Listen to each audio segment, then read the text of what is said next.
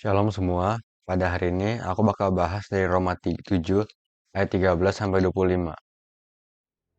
Jika demikian, adakah yang baik itu menjadi kematian bagiku? Sekali-kali tidak, tetapi supaya nyata bahwa ia adalah dosa. Maka dosa mempergunakan yang baik untuk mendatangkan kematian bagiku. Supaya oleh perintah itu, dosa lebih nyata lagi keadaannya sebagai dosa. Sebab kita tahu bahwa hukum Taurat adalah rohani. Tetapi aku bersifat daging, terjual di bawah kuasa dosa. Sebab apa yang aku perbuat, aku tidak tahu. Karena bukan apa yang kukendaki yang aku perbuat, tetapi apa yang aku benci, itulah yang aku perbuat.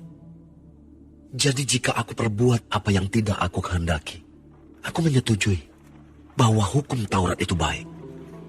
Kalau demikian, bukan aku lagi yang memperbuatnya, tetapi dosa yang ada di dalam aku.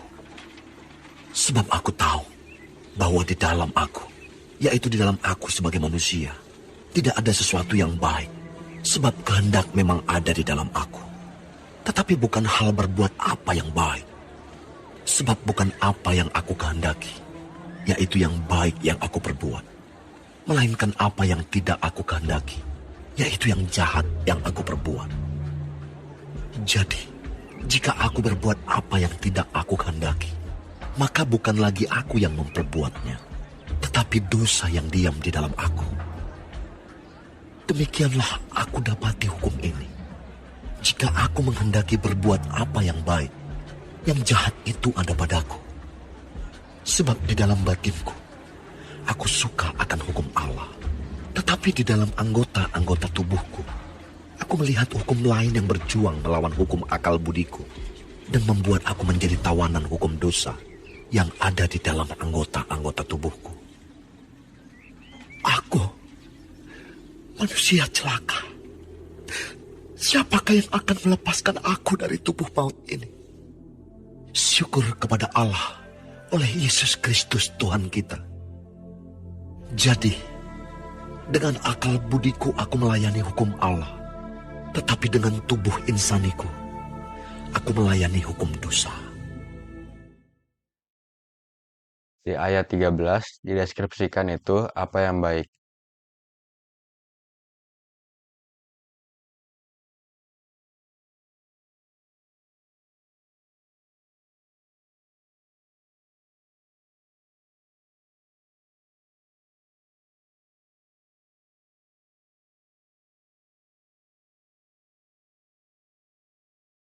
Nah, kata yang baik ini aslinya artinya bisa baik, berguna, cocok, atau sempurna.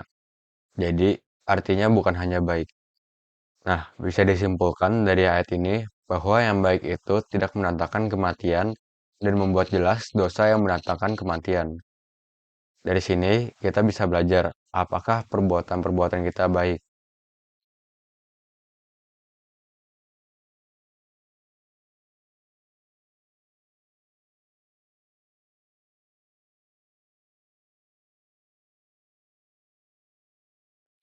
Tetapi sebenarnya di ayat 13 ngomongin hukum Taurat. Dan aku ambil contoh dari Galatia 5 ayat 19 sampai 21.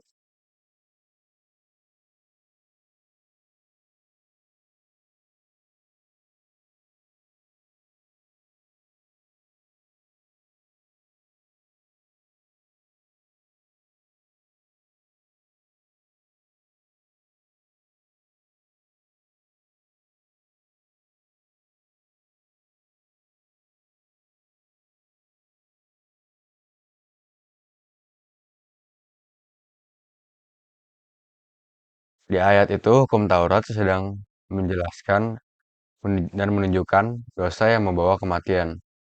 Lanjut di ayat 14 dibagi dua sisi. Ada rohania dan jasmania yang terjual di bawah kuasa dosa.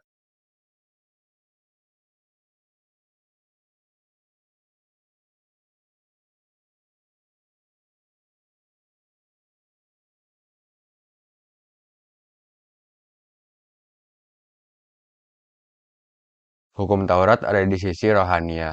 tetapi kita ada di sisi jasmania. Jadi kita dan hukum Taurat tidak akan pernah bertemu karena kita dari sisi yang berbeda. Apalagi karena jasmania sudah dijual di bawah dosa. Jadi hukum Taurat hanyalah alat untuk membuat jelas bahwa kita itu jasmania dan kita berdosa. Tetapi hukum Taurat bila dilakukan bisa dijadikan salah satu cara untuk hidup dalam rohani. Akhirnya di ayat 15 sampai 25 Paulus mencoba menjelaskan bagaimana dia walaupun dalam akal budi kita tahu apa yang benar dan mau melakukan yang benar, tapi tubuhnya tidak melakukannya. Malahan berpelang melawan akal budinya untuk melakukan apa yang dibencinya.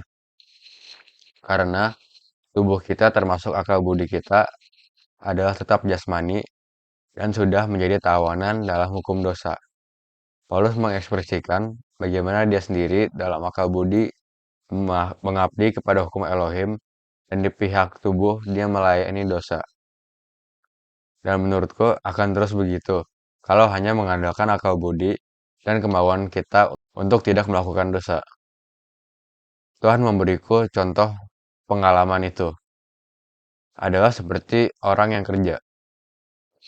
Orang yang tidak suka bekerja pasti maunya pulang ke rumah dan mengerjakan hal-hal lain yang ia suka.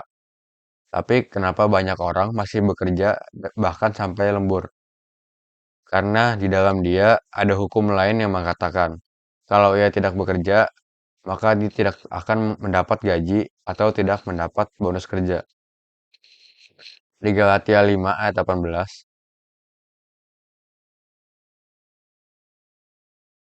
akan tetapi, jikalau kamu memberi dirimu dipimpin oleh roh, maka kamu tidak hidup di bawah hukum Taurat.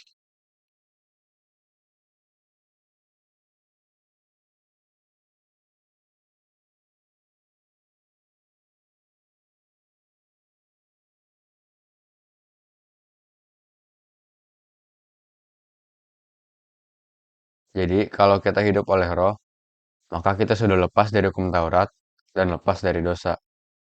Dan dari hasil hidup kita akan menghasilkan buah roh. Seperti di ayat 22 sampai 23.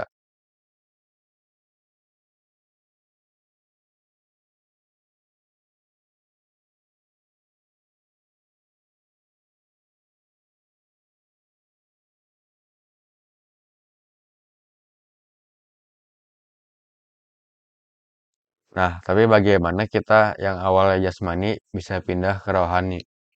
Di 1 Korintus 15 ayat 3 sampai 4,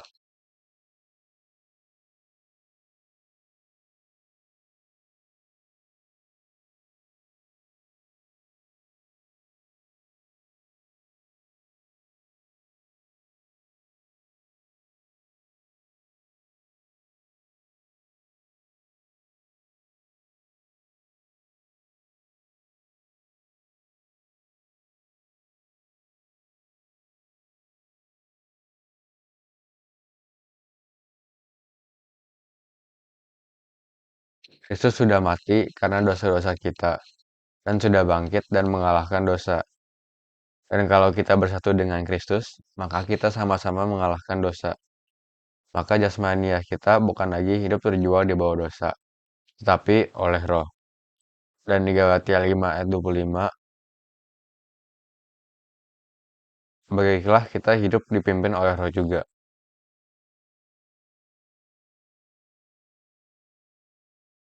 Kalau kita pakai contoh orang kerja tadi, dia bukan lagi dipimpin oleh hukum bahwa kalau dia tidak kerja, maka dia tidak mendapat gaji. Tapi hukum bahwa dia bekerja karena itu maunya roh. Dan karena dia dipimpin oleh roh.